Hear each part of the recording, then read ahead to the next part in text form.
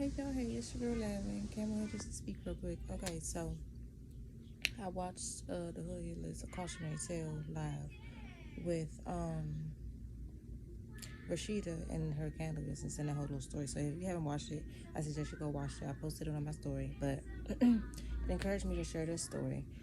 So if you know me, I've been doing Lavin, creating skincare for a good 3 years now.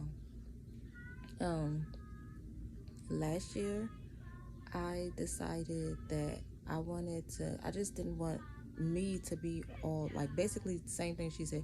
I didn't want to be the face of my brand.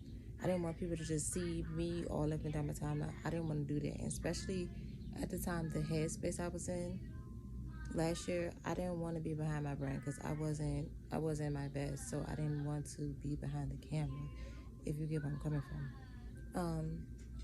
So I put together a photo shoot and I had a good 5 models, and I wanted it to be everyday people. I didn't want to do the extra. It originally started, I wanted it to be a Mother's Day photo shoot, but that didn't happen because anyways, so I picked people that I knew personally, which is probably my first mistake, but I picked people that I knew personally and I put them all in the group chat. I was gonna go out and buy everybody like a shirt. I was gonna get it branded with my brand, and we were gonna do the photo shoot. Then we were gonna get a percentage off for the products that they used at the photo shoot and get to take it home with them. So they had like a self-love, self-care kit. You feel me? Um, so fast forward to the actual day of the shoot. When I tell you everybody was canceling on me or telling me some type of way, shape, or form that they couldn't make it.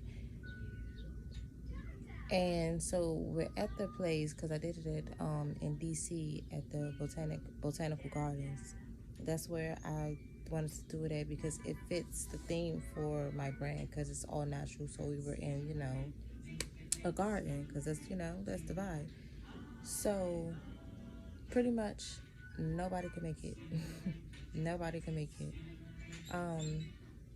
And pretty much the photographer I had at the time, if you know, you know, but the photographer I had at the time, he just started doing shoots of the product, but I didn't want it to be just of the product. I wanted people to see of somebody using the product, applying it to the skin, things like that, to really like push the brand out there and not just be regular, oh, a picture of the bottle here, don't mind my personal bottle, oh, like, I wanted it to be actual somebody opening it up, doing a couple drops on the skin, rubbing it in type stuff. Some stuff, nothing too crazy.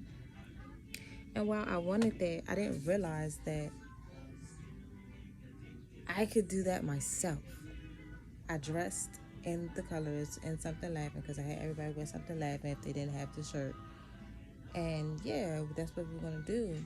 And instead of taking that moment and pushing it myself because it's my brand and it's my ideas to get it out there, once we got in the car and was on the way back, home, I just bust out in tears, like boo-hoo crying. And then the photographer at the time was in my pictures. She's like, why are you crying? I was like, because like it didn't go how I expected it to go. And I'm just so disappointed because I had a whole different vision in my head of the pictures and it was just gonna be so bomb and it didn't happen. And he gave me some words I could carry, and then he also told me, you could have got behind the camera yourself and did it yourself. Like, pretty much the lesson there was not to depend on nobody but me. Because at the end of the day, nobody's gonna push Lavin or care about Lavin the way that I care about it because I created it. It's my brand. So the lesson here, just wanted to share with other business owners because I've learned a lot since starting, and I'm not exactly where I want to be, but I'm a step ahead of where I was, last year, the previous year, things like that, getting things in order. But I just want to give a message to all business owners that you don't need influencers. All you need is you. Literally. Now, all you can see on my business page is me promoting it, me going live at first because I didn't like going live. So that's another reason. I was like, I don't want to go live. I don't want to be on live. I feel awkward.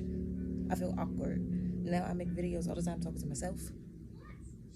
Let it be awkward. You don't gotta look A1 top of the top. Like, this is just me off of washing my face and putting a little lavender on. Cause this is not the actual bottle, but it's my facial oil that I put on. You feel me? You feel me? We trying something lavender, of course. But yeah, you don't need nobody to promote you, but you got it. Keep at it. Like, please.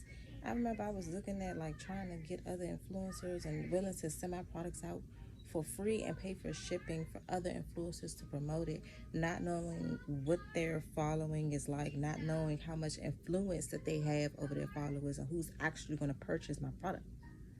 Because yeah, I could send it to them all day, they could post it all day, but that don't mean that the followers are actually going to engage with them. I don't know what type of following they have. Like, you feel me? Like, it's a lot that goes into it.